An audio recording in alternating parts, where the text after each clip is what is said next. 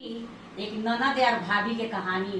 कैसे भाभी देख के ननद के जरूरत अड़ी, कैसे जरूरत अड़ी? आई सुनाओ तनी गाना में। तो सुनाई। आय हाय रे ननदिया हिलोले पिया टोला, हाय रे